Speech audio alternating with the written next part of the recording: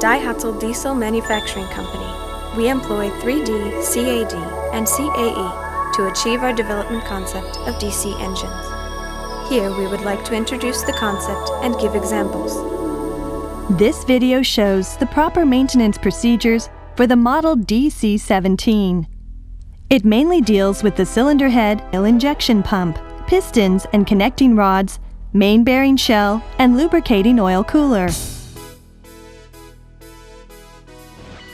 First, the cylinder head.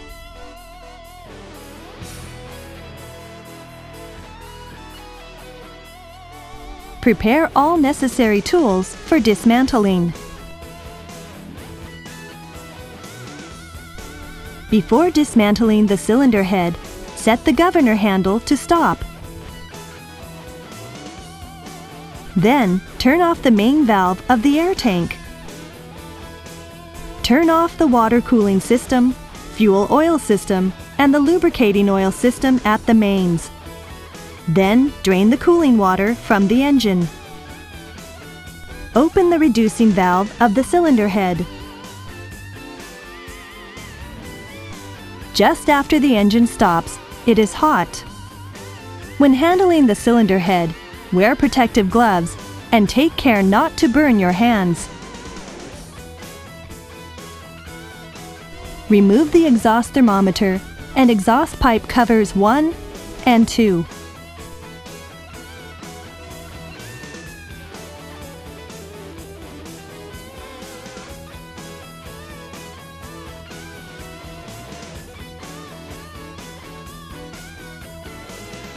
Remove the cylinder head cover.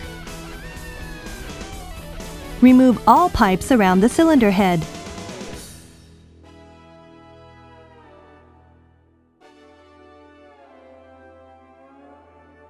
Next, remove the high pressure of the fuel oil block. Use compressed air to blow all fuel from the fuel oil block.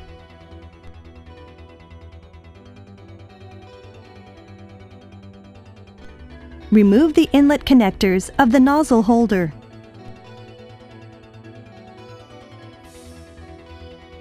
Remove the exhaust pipe. Be careful not to confuse the exhaust pipe attachment bolts with other bolts, as they are special. Loosen the rocker arm tightening nut. Remove the rocker arms. Remove the push rods.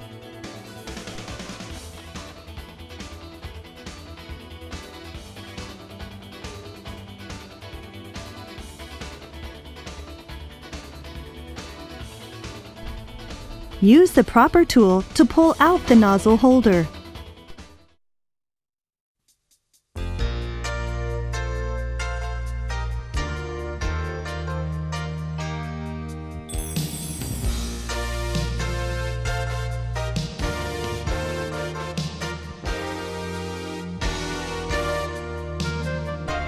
Remove the screw cover and install the hydraulic jack.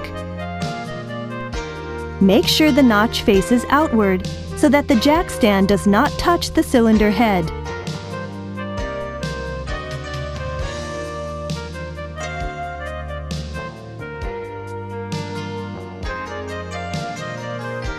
Before applying pressure, turn the hydraulic piston into the hydraulic cylinder as far as it will go. Mount the jack into the cylinder head bolt, then twist it back a half turn.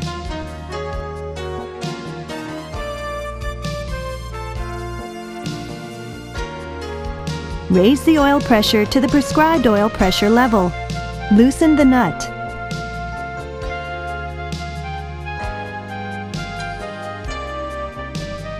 Confirm the oil pressure at which the nuts start turning, and check that the cylinder head bolts have been tightened securely.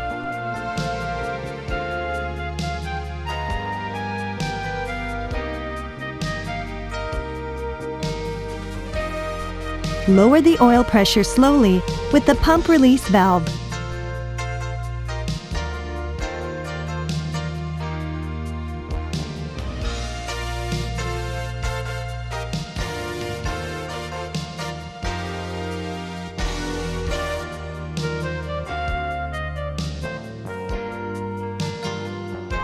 Use the special tool for lifting the cylinder head.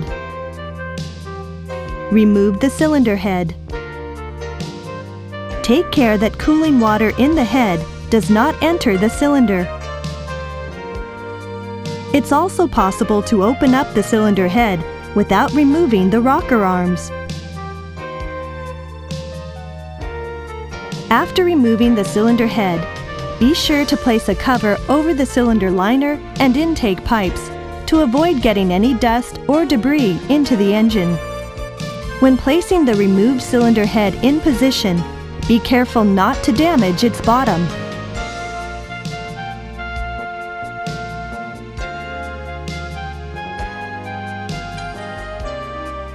Use the special tool to simultaneously remove the 4 intake and exhaust valves.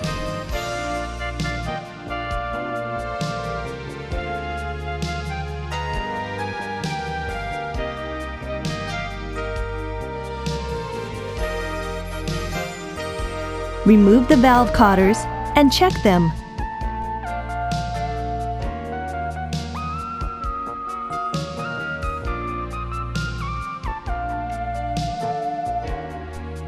Remove the valve rotators and check for the contact condition and the rotation.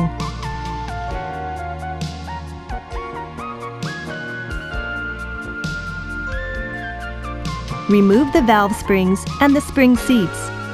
Check for the corrosion or the existence of the contact.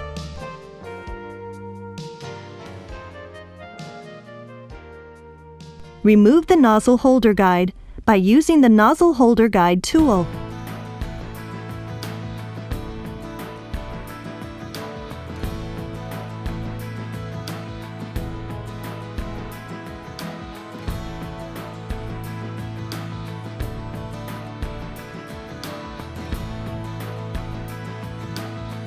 Before maintenance, check for carbon buildup on the combustion surface and intake and exhaust ports of the combustion chamber. Be sure to clean the combustion surface properly. To avoid errors in reassembly, put the intake and exhaust valve identification marks and cylinder numbers on the valve heads. Perform the color check. You need to pay special attention to the combustion surface because it's exposed to high temperatures and high pressure. Be sure to perform the color check properly based on the work instruction manual. To wipe off the penetrant, do not spray the washing directly.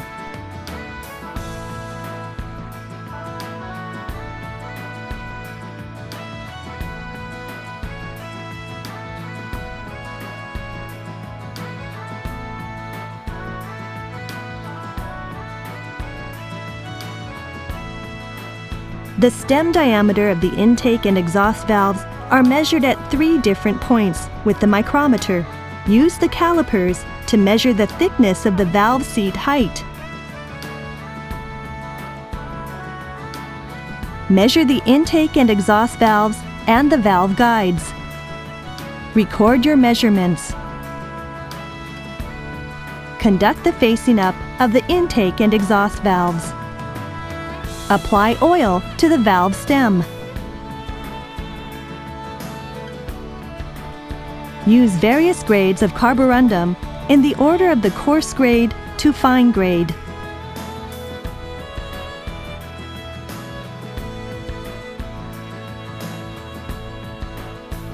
When using a coarse grade, grind the valves by tapping. Use the finer grade for finishing work. Here you grind the valves by turning. After finishing the facing up, wipe off the carborundum completely and conduct the oil facing up. Finally, check the points of contact with bearing blue. To reassemble the intake and exhaust valves, just reverse the order of the dismantling procedure. However, check the identification marks on the upper part of the stem, not to confuse the intake valves and exhaust valves. There are also embossed marks of I, intake, and E, exhaust, on the head side. The intake and exhaust valves have the same shape and dimensions. Take utmost care not to mount them in wrong positions.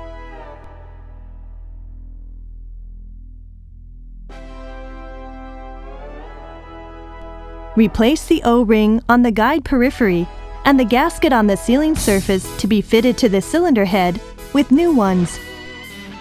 When mounting the nozzle holder guide, apply grease to the periphery of the O-ring and tighten it to the prescribed torque by using the nozzle holder guide tool.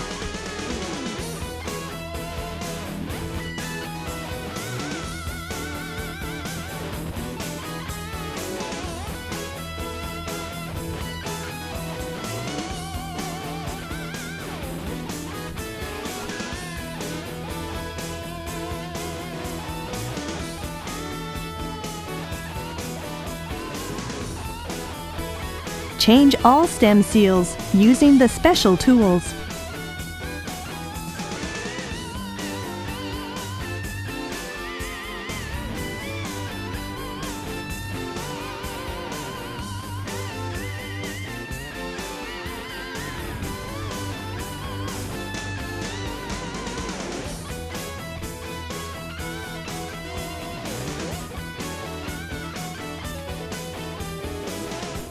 After reassembly, check cotters are sound completely. Tap the upper parts of the intake and exhaust valves with a plastic hammer and check for the rotation of valve rotator.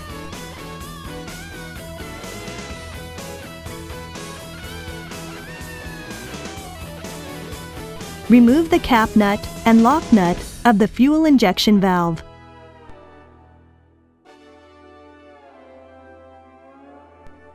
Loosen the adjusting nut, then turn the retaining nut.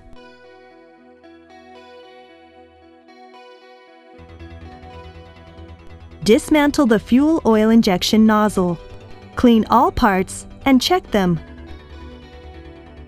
Check the injection holes at the tip of the nozzle. Order of the attachment.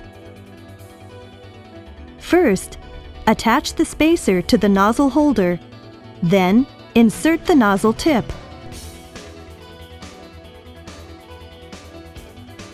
Spray Molykote 1000 on the holder screw part and the retaining nut seat before tightening them to the prescribed torque.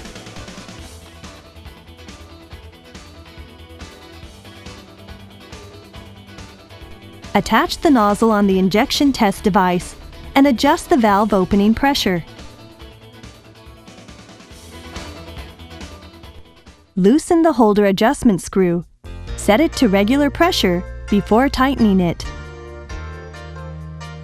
Make sure the nozzle sprays properly a couple of times at the regular level. Avoid putting your hands near the nozzle while performing the test. Finally, make sure that oil does not leak from the nozzle tip injection holes.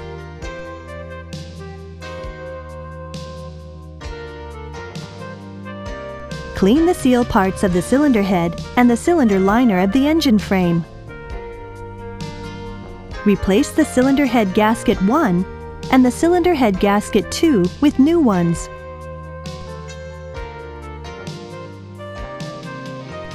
Mount the protect ring. Remove any extraneous substances from the cylinders before reattaching the cylinder head. Make sure the nuts face up before screwing them on.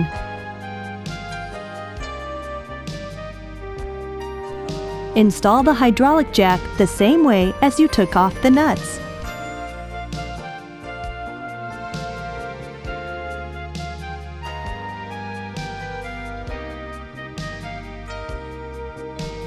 Tighten the nuts firmly by using a hammer to tap the tool handle.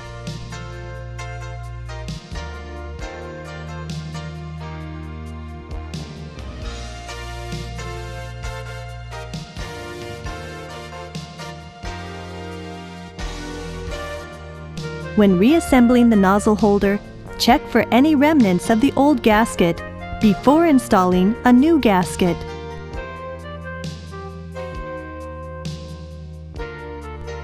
Two bolts to hold the nozzle holders are tightened uniformly to the prescribed torque.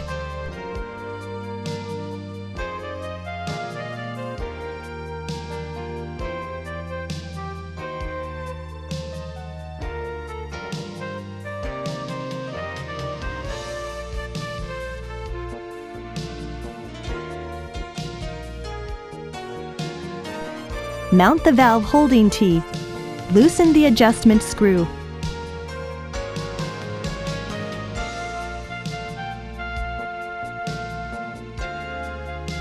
Apply the dial gauze to the valve holding T and tighten the adjustment screw until the memory moves.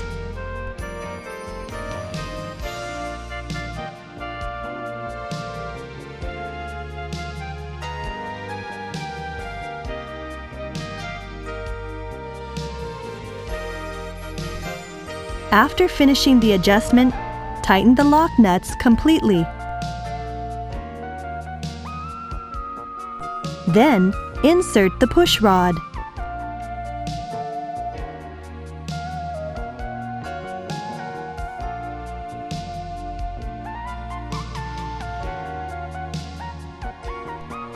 Clean the bottom of the rocker arm and tighten it.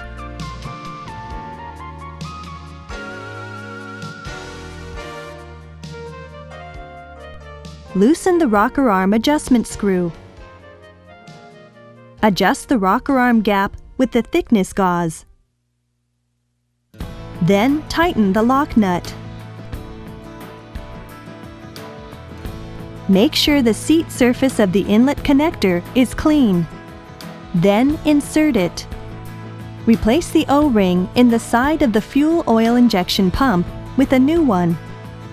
Make sure the joint and seal of the fuel oil high pressure block is clean and damage-free before attaching.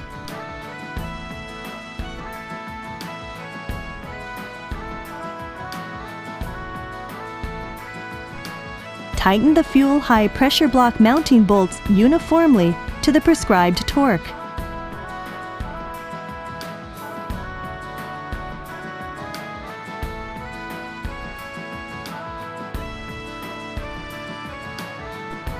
Reattach all piping around the cylinder head. Replace all gaskets of each pipe with new ones.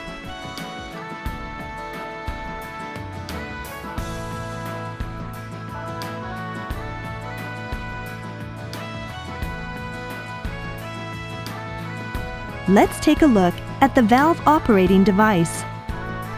This engine employs swing arm structure, a system transmitting a cam movement to the push rod.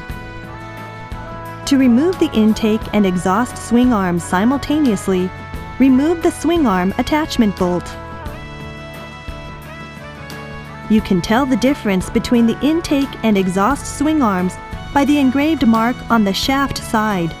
R means exhaust, and L means intake.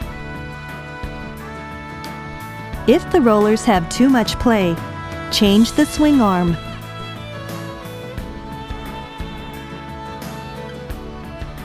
The swing arm attachment bolt is special. It also acts as an oil application joint. Spray Molykote 1000. Then tighten these bolts to the prescribed torque.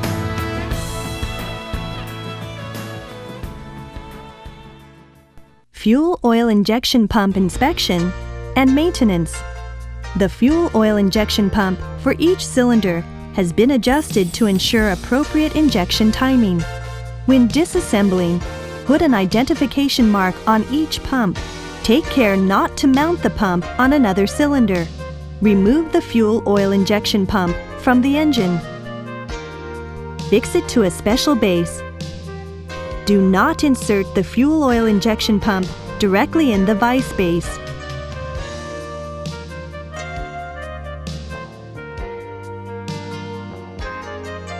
Then remove the stopper pin by pushing the tappet. Remove the following in this order: the tappet, plate, plunger, spring, spring seat, control sleeves, and control rack.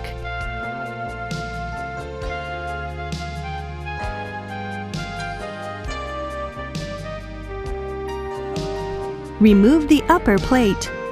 Then remove the spring seat, spring, delivery valve, and return valve.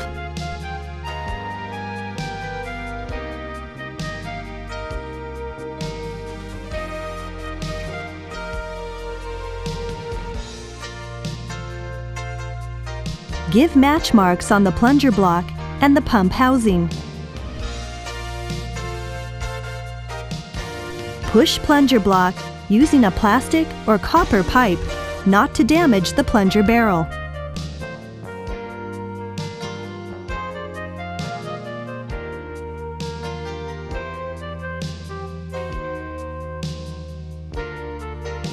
Remove the deflectors. Make sure there's no cavitation on the barrel, plunger, and deflectors. Wash and blow all parts. Now we will reassemble the fuel oil injection pump. To reassemble the fuel oil injection pump, start by making sure that all the parts are organized. Remember to replace all O-rings and backup rings. When inserting the barrel, apply grease to O-ring and reassemble matching the marks of the plunger block and the pump housing.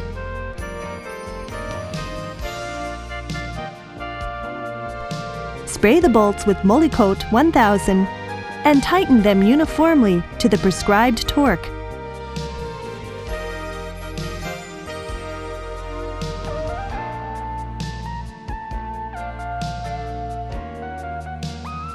Then, insert the return valve, delivery valve, and the spring seat. Reassemble the plate.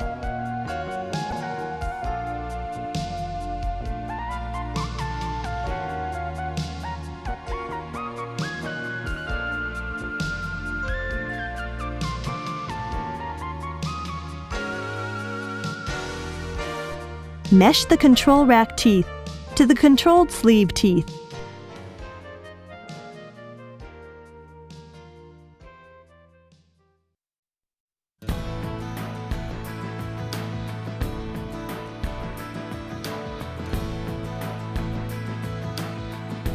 Then move the rack and check for easy movement and 0 point from the 0 to the full rack.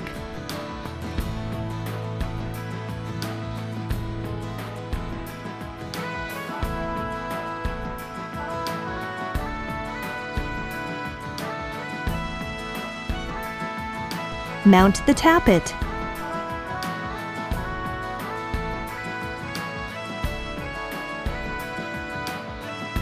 Mount a stopper pin by pushing the tappet roller.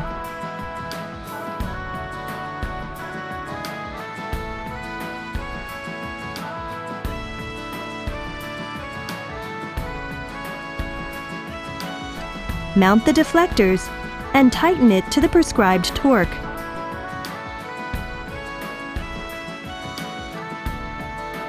Check the height of the fuel oil injection assembly by checking the tappet slit. Use shims to adjust the assembly's height.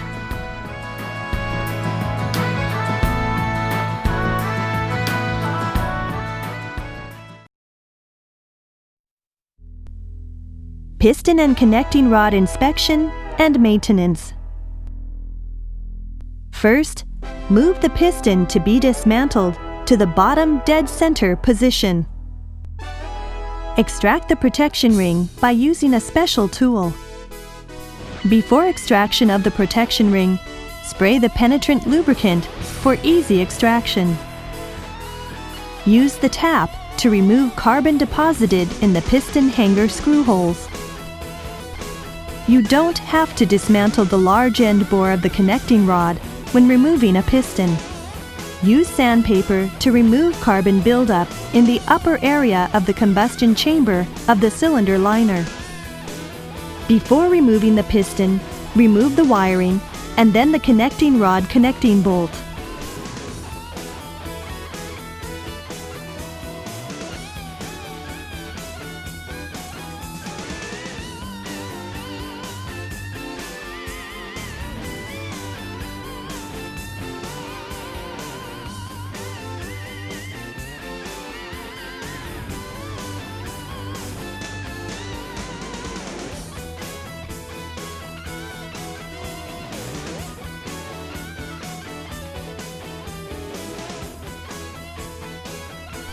Attach the piston hanger fittings to the upper part of the piston.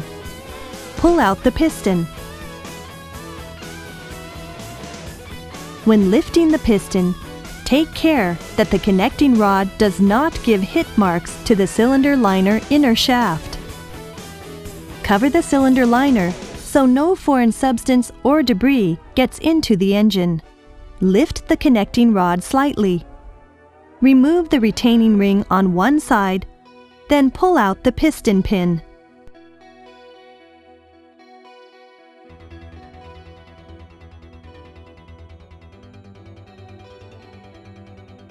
Check for the carbon buildup or damage.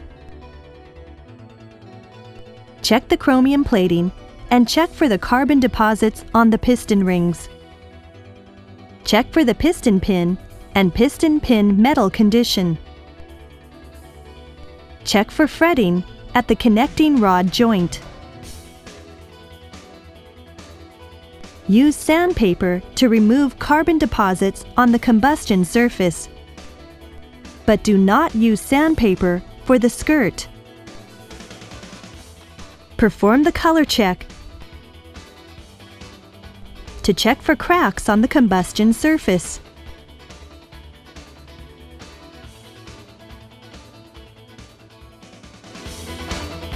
Measure the piston pinhole, connecting rod small end bore, piston pin,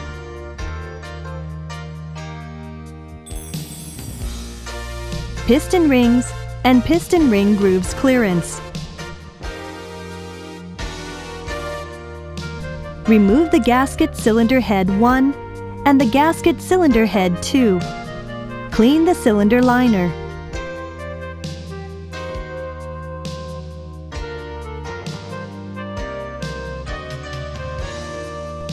Measure the inside diameter of the cylinder liner like this.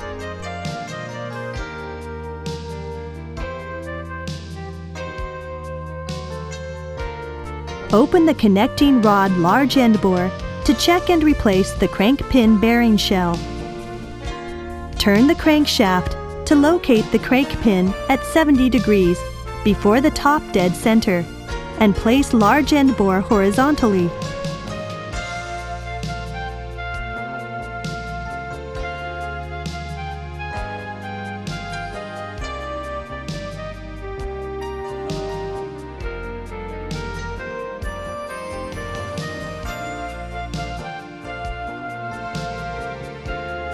While keeping the large end bore horizontally, put a plate beneath the large end. Attach the hydraulic jack assembly to the crank pin bolts and increase the oil pressure to the prescribed value and loosen the nuts. Confirm the oil pressure at which the circular nuts start turning and check that the nuts have been tightened without looseness. Lower the pressure gradually with the pump release valve.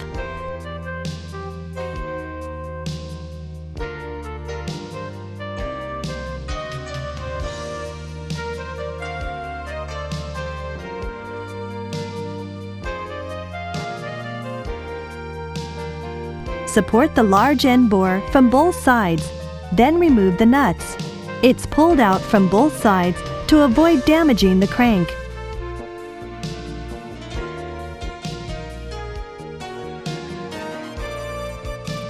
On the rear and joint surfaces of the bearing shell, check for fretting, seizure marks, or inclusion of foreign objects. Use the spherical micrometer to check the amount of abrasion. Check for damage or fretting on the joining surface of the serration and the trunk part.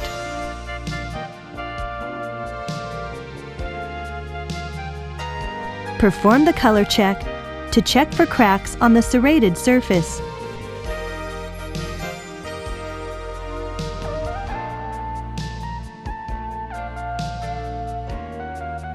Check for hit marks and peeling on the screw part of the crank pin bolts and mating surface of the nuts. You can measure the inside of the large end bore when the bolts are tightened to the prescribed oil pressure. Let's assemble a connecting rod large end bore. Clean off the rear surface of the housing and bearing shell.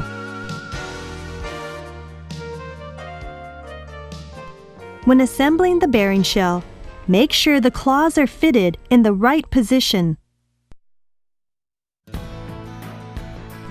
At this point, do not apply grease or oil to the rear surface of the bearing shell.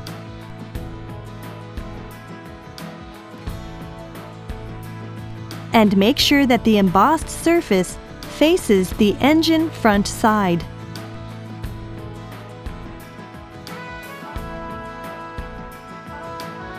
The bearing cap is assembled from both sides to avoid damaging the crankshaft. Screw the crank pin bolt nut by hand until it gets into contact with the surface.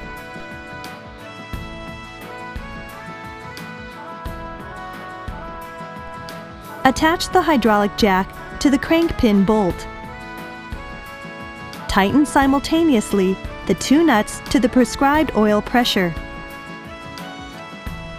Tighten them securely by tapping the handle with a hammer.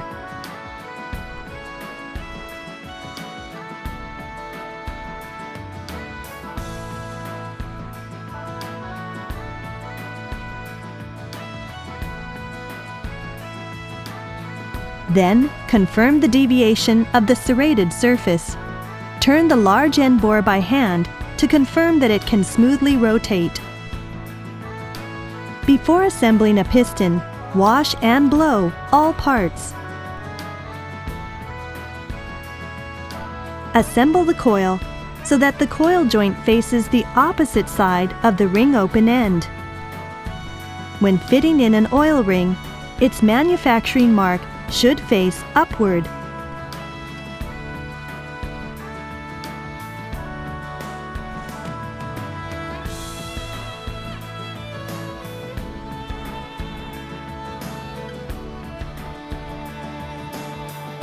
Now attach them as shown in the figure.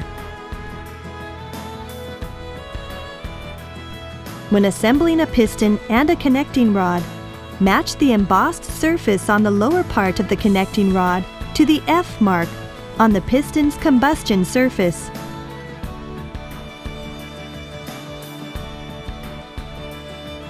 Insert the piston pin. Insert the piston pin retaining ring into the groove. Place the piston insertion frame into the upper part of the cylinder liner. Apply oil to the piston insertion frame and the cylinder liner. Move the crank pin to the lowered dead point.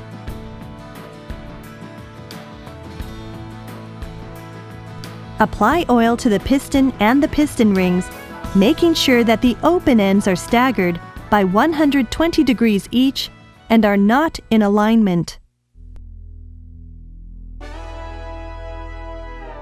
Slowly insert the piston into the cylinder liner. Bring it down gradually while joining the large end bore to the connection rod trunk, and also join the knock. Spray the connection rod connection bolts, screw parts, and the mating surfaces with Molykote 1000 and attach them according to their identification numbers.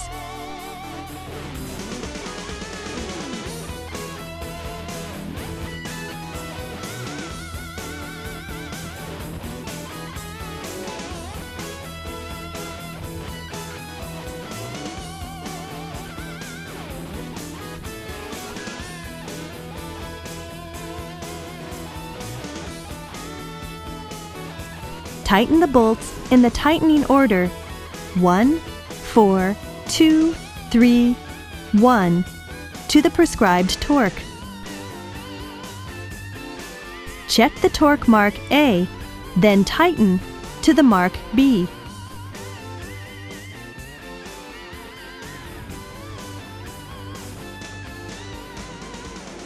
After finishing the tightening, confirm the side motion. If there are no problems, prevent turning.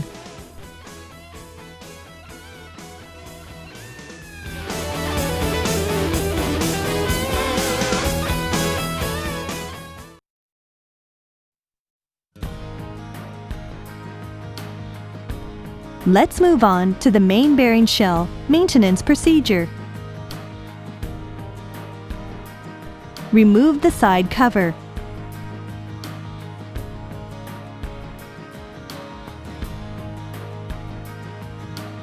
Remove the side bolt cap and install a hydraulic jack to the side bolt.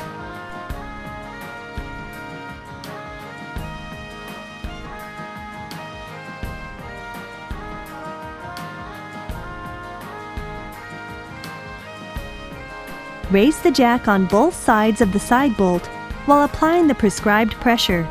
Loosen the nuts. Confirm the oil pressure at which the nut starts turning, and check that the nut has been tightened without looseness. Lower the pressure gradually with the pump release valve. Remove the nuts. Loosen and remove the side bolts.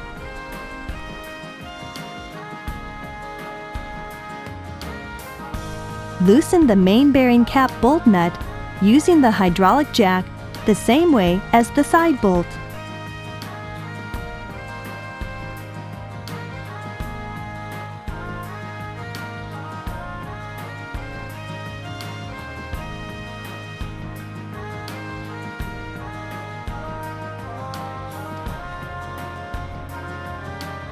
Attach the main bearing cap tools to the main bearing cap bolt.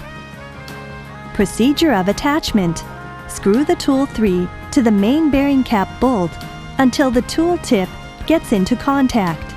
Fit the tools 1 and 2 onto the tool 3 from the side and secure the tool with the nuts.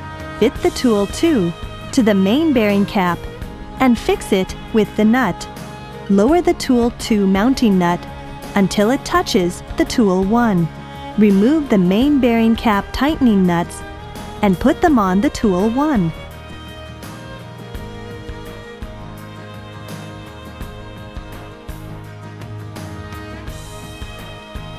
Loosen the mounting nut 15 millimeters and turn the dismantling nut to lower the main bearing cap.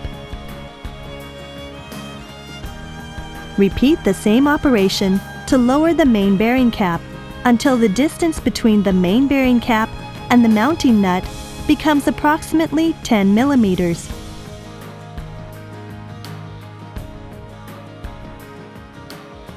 Do not remove the main bearing cap from the engine frame completely. Remove the main metal carefully to avoid damaging it. Insert the metal extraction tool into the lubricating oil hole of the crankshaft. Turn the metal extraction tool 180 degrees until it makes contact with the upper metal. The upper metal has a positioning claw. Be careful not to turn it in the reverse direction.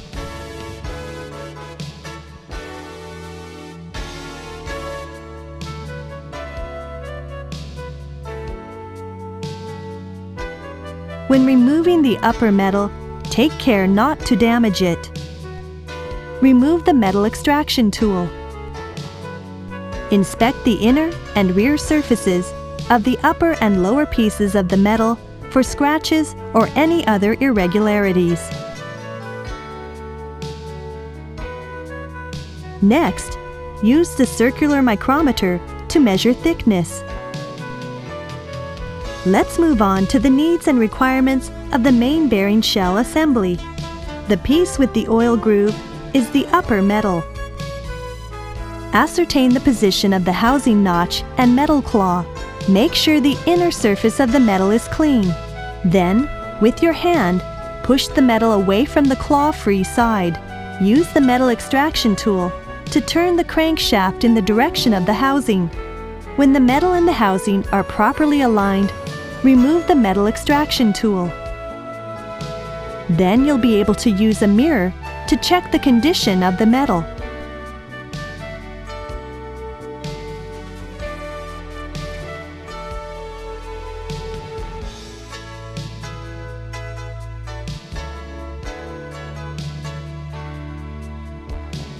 Use your hands to check the crankshaft and the main metal cap for scratches or foreign matter. Check the lower metal, main metal cap, and position of the claw. Attach the lower metal. Do not apply oil to the back of the metal. Use your fingers to apply oil to the inner side of the metal. Raise the main metal cap by using the main metal cap tool. Screw the tightening nut on each main metal cap bolt until the nut gets into contact with the surface.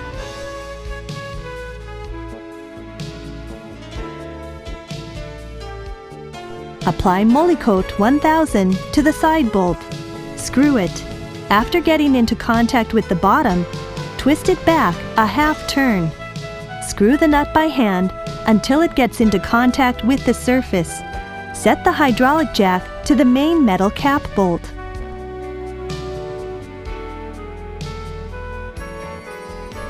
Tighten the two nuts simultaneously to the prescribed oil pressure. Tighten the metal cap bolt nut by tapping the handle with a hammer.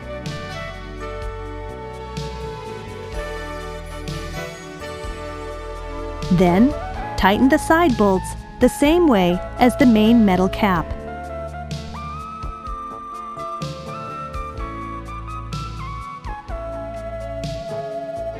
After the operation, clean and check the inside of the crankcase. Check to see if it turns easily.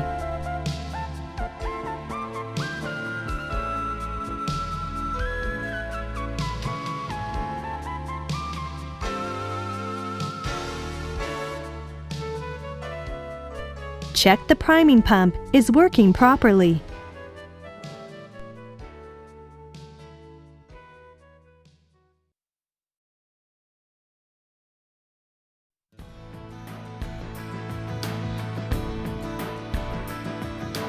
The lubricating oil cooler of this engine is a plate-type cooler.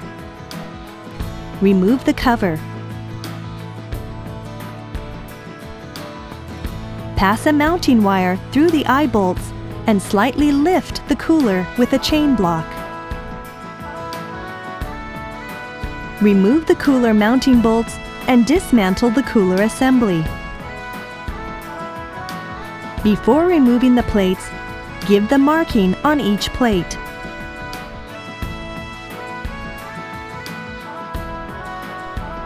Loosen the fixing nuts and remove the bolts. Remove the cover, end plate, and intermediate plate, etc. The plate edges are sharp. Wear gloves. Clean the plates with water using a brush, taking care not to damage the gaskets.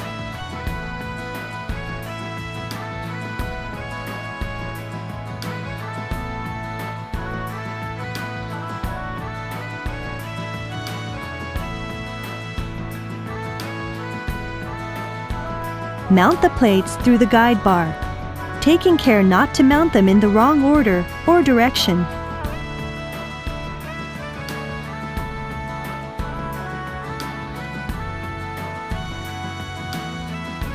Apply Molykote 1000 to the screw parts and bearing surfaces of the bolts. Fit the bolts into the cover, screw in the nuts, fit the cover onto the guide bar, and lay the cover on the plates.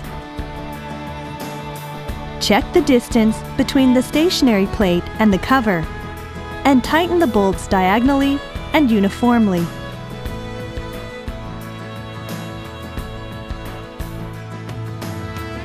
Tighten the fixing nuts, then draw out the guide bar.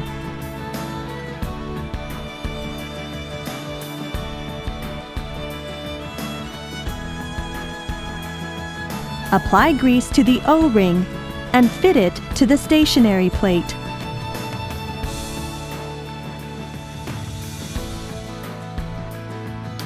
Pass a wire rope through the eye bolts.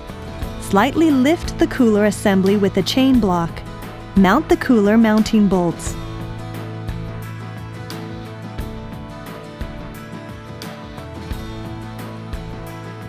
fit the cover.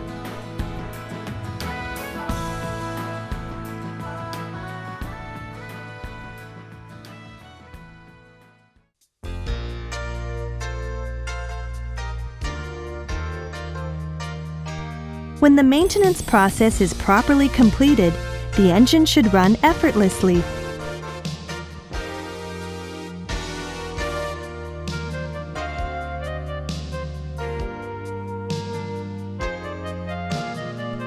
After starting the engine, check for oil and water leaks from the parts.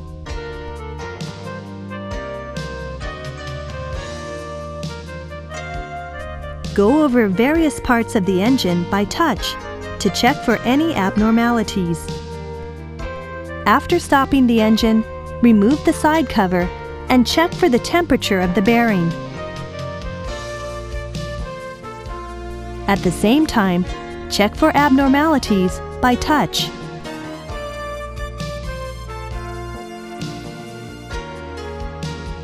You've just seen the periodical maintenance process for the DC-17.